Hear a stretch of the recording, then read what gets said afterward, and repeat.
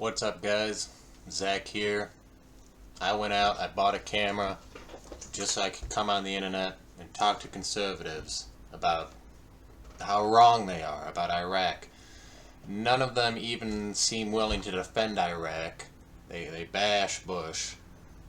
And they even go so far as to parrot left-wing misconceptions about blood for oil. It's insane, and you see this trickle down, this trend towards isolationism in the Republican Party, towards things like Ukraine, and it's disturbing, it's bad, it has bad consequences, and I think a lot of it stems from misconceptions about Iraq, and that's what I want to talk about.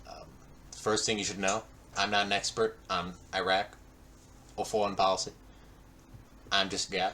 Most of what I'm saying here is just going to be taken from lectures by Christopher Hitchens, which might be a weird source for a conservative site, but that's a discussion for another time. He's neocon enough to be featured on this channel.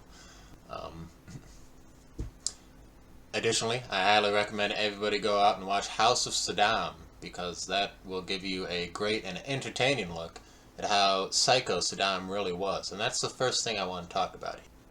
Saddam Hussein was uniquely bad among 19th century tyrants. You know how you sometimes hear about Hitler just going crazy and rolling around on the carpet high on drugs?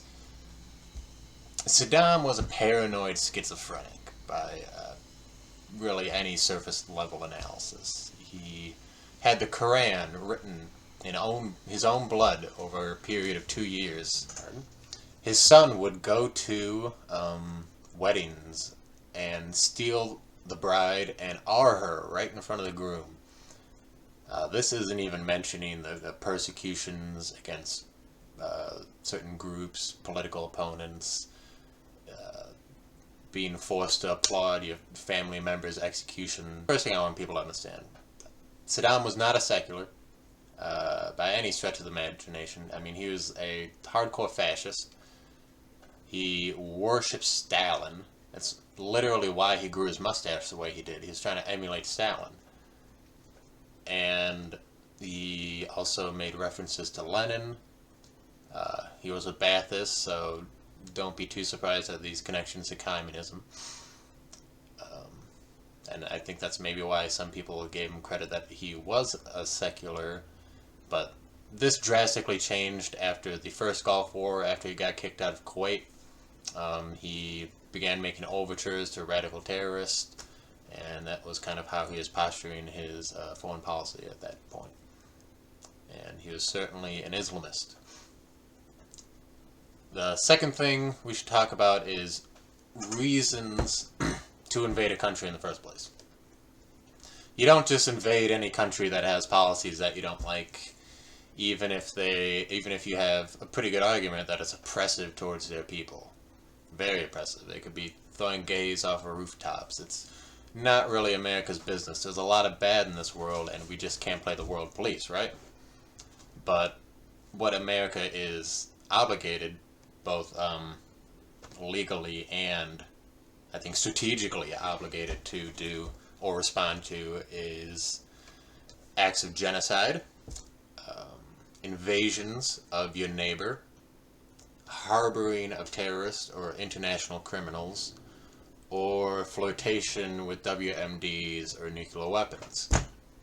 All four of which Saddam did repeatedly and intended to do again. And of course, that is not mentioning the fact that there was a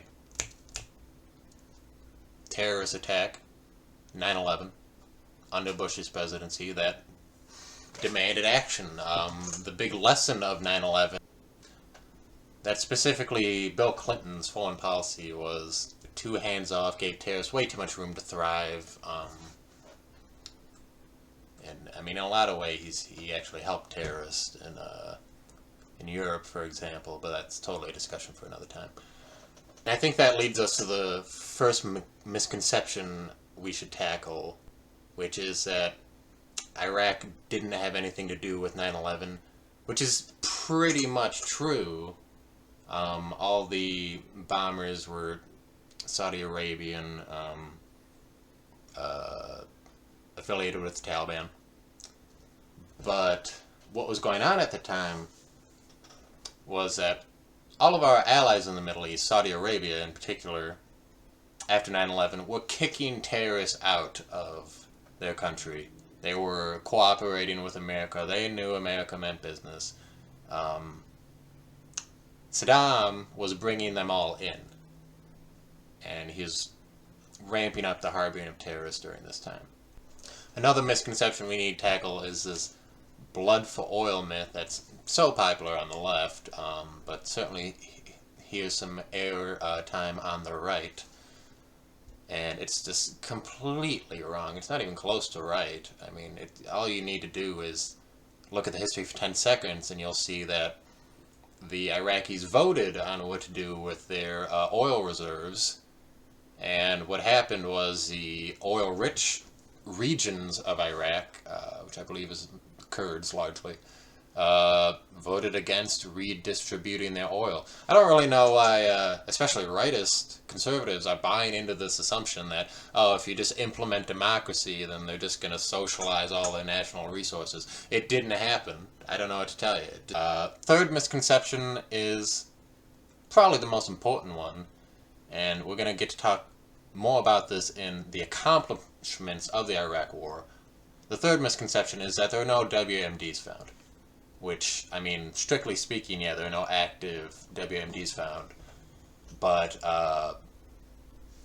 the takeaway, certainly after the invasion by the Iraq Survey Group, for example, in the Dulfer report, was that, I mean, let's just quote this. Hussein wanted to recreate Iraq's WMD capabilities, which was essentially destroyed in 1991 after sanctions were removed and Iraq's economy stabilized. So after the sanctions were lifted, he was planning to recreate his WMD facilities. I really don't know where people get this idea that there's bunk. I don't know what you thought we were looking for there, like an active nuke pointed at London. Yeah, that wasn't there. But he was certainly a tyrant that was going to use WMDs the first chance he got. And we're going to talk more about this. Let's talk now about the accomplishments of the Iraq War. Because that's important. I mean, if I'm going to sit here and justify a war, let's talk about the accomplishments. And let's caveat that by saying... So now, of course, things are still developing in the Middle East. The consequences of the Iraq War are still unfolding, but I feel safe to say that as long as Saudi Arabia doesn't collapse, then getting rid of Saddam was a worthwhile and a good thing. Which could happen. If you elect a Democrat, they'll try their darndest to collapse our allies at any chance they get. Let's talk about the accomplishments. Number one, took one of the worst tyrants of the 19th century and put him on trial in public wherein he was executed. Great victory for justice. The specter of Saddam loomed very large over the psyches of Iraqis. They legitimately believed that unless he was dead, that he would always come back, no matter what. Number two, we ended renewed threats of genocide against Kurds in that region. For a while, we had a no-fly zone after the first Gulf War because, that's a bit of a funny story. Not funny for the Kurds, but Kurds aren't the only group that Saddam has threatened with genocide. Iranians, Shias in general, and bush-dwelling Iraqis who he did genocide. So I guess he can't really genocide them again, can he? Doesn't make much sense. Third victory of the Iraq War is that we freed up a important global resource in the Iraqi oil reserves, freed it from the sole control of a international mafia dictatorship, and in doing so, kind of undercut the duopoly of Iran and Saudi Arabia. Helped get that oil on the market and helped counter OPEC in a significant way. Um, and the fourth and biggest, most important takeaway here from the Iraq War is that it was the greatest victory in non-proliferation that doesn't involve Truman or the dissolution of the Soviet Union, right? It's the third greatest victory in nuclear prevention, from preventing nukes from getting into the hand of third world dictatorships, which is kind of the most important thing in the world, if you think about it for a second. I mean, you have no idea how close we've gotten to a nuclear disaster, and I mean, look at Pakistan. Do you want more Pakistans in this world? Absolutely not. It would be a complete disaster.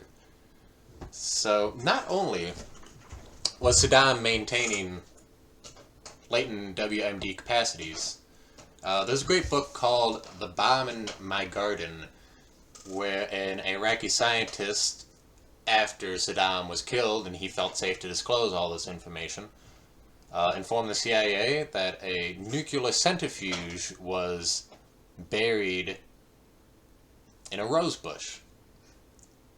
He brought the CIA to that rose bush, and they uncovered it. I'm not sure where it's sitting now, but you can certainly see articles saying that a nuclear centrifuge, along with 10 yards of instruction, and I believe some low-enriched uranium, were uncovered. And this scientist tells you that Saddam told him explicitly, hide it there until the sanctions are over, and then we can use it again. So not only did we shut down that guy, that's big in one way. So not only did we stop that one dangerous developing nuclear situation, but we completely shut down Libya as a nuclear power. I mean, we all know what happened to Gaddafi when Obama got in office. Let's not talk about that. But, I mean, we could talk about that, but let's just not talk about the very end. But Bush just had so much balls on the world stage, just such a massive presence, that Gaddafi feared he was next. And he gave up his nuclear arsenal willingly. And we took it, we stored it, we have it now. Amazing victory. Shocking victory, really. I find that oftentimes good presidents tend to have the devil's luck. It's funny how that works out. Not only did we hit those two nations, not only that, if that wasn't enough of a victory for non-proliferation, I shouldn't have done this video. I can't fucking say proliferation. We shut down the AQ Khan network. The AQ Khan network, well, AQ Khan is a guy from Pakistan, went to Europe, Sweden or something, and became a genius in nuclear physics, as it were, and got Pakistan their nuclear weapon, helped North Korea, helped Iraq. We uncovered that network and we shut it down.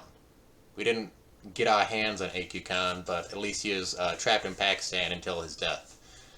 So those are the accomplishments of the Iraq War. They're very real. They're very serious. They're worth contending with. What other war has accomplished this much? It's it's kind of hard to say. You'd have to go back to, of course, obviously World War II.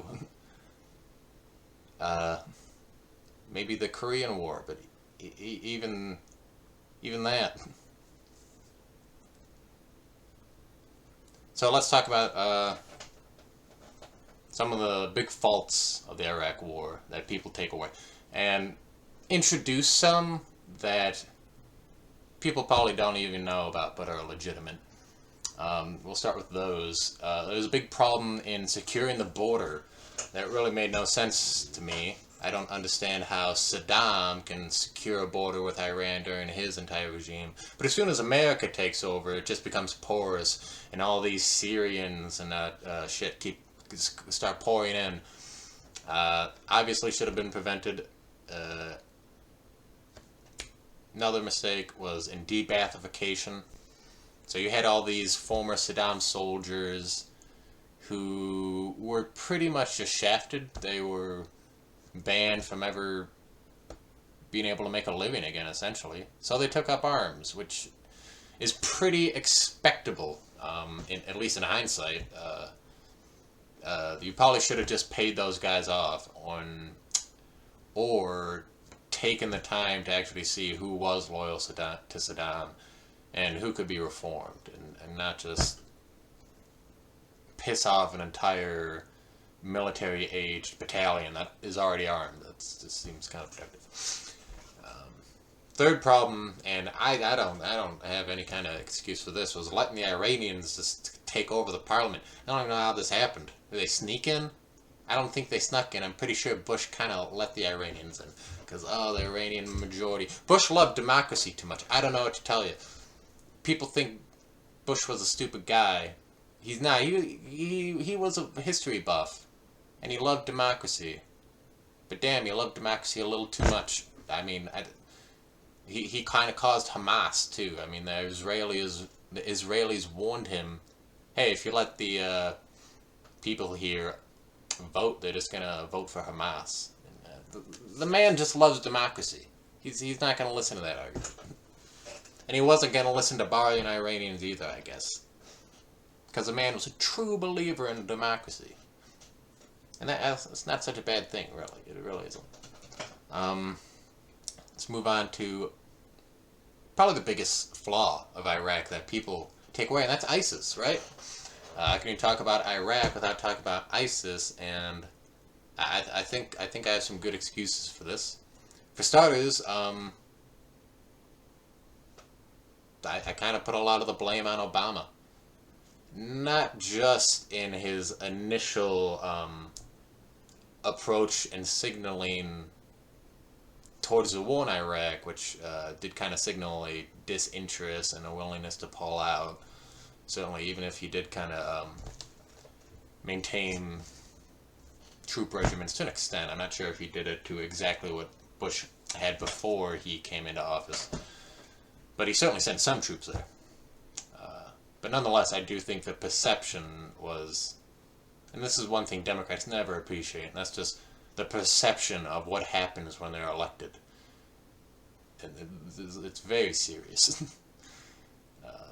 Everyone starts selling their stocks and the terrorists start taking their arms as soon as a Democrat gets elected, not a second later. So I just don't think that ISIS was as much of a threat as it was made out to be. I mean, Trump was able to deal with ISIS in like 2 weeks. It really didn't feel like much of a threat. It's still out there. But it's a shell of its former self, right? So I don't understand why Obama took 8 years to do nothing, while Trump dealt with it in very short order. It just kind of seems that ISIS was kind of overblown because it was a very convenient enemy to have in a lot of ways. That could, I mean, just look at how Russia abused the existence of ISIS in the region, right? A lot of people were doing that. So, I think we're approaching the end of everything I wanted to say. I love talking about this topic. Nobody ever seems to want to talk about it with me. Leave a comment if you have questions. I'm a new channel. I'll read every one of them. Even if they're hateful as fuck, I'll check them out. Peace.